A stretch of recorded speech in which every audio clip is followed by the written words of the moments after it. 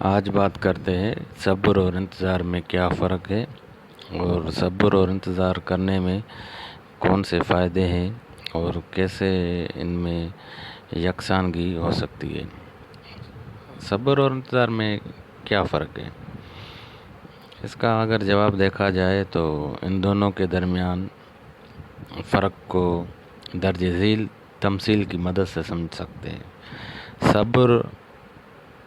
گندم اگانے والے سے لے کر گندم کے پکنے تک میں لگنے والا وقت کو جانتے اور سمجھتے ہوئے گزارنا، اور انتظار کسی بس اسٹاپ پر بس کی آمد تک میں لگنے وقت کو بے حالت مجبوری میں گزارنا۔ یعنی صبر اور انتظار دونوں میں وقت تو گزارا جاتا ہے، جس میں صبر میں گزرنے والے وقت میں آپ اطمینان سے رہتے ہیں کیونکہ آپ اس عمل کا حصہ ہوتے ہوئے تمام عوامل کو جانتے اور سمجھتے ہیں،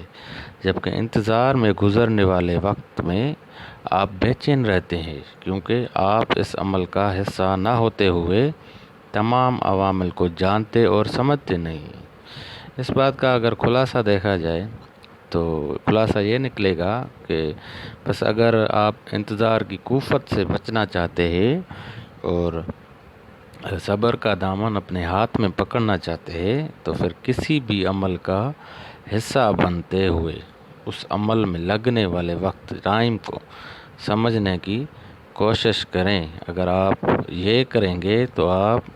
اسی ہونے والے عمل میں انوالو ہو جائیں گے اور آپ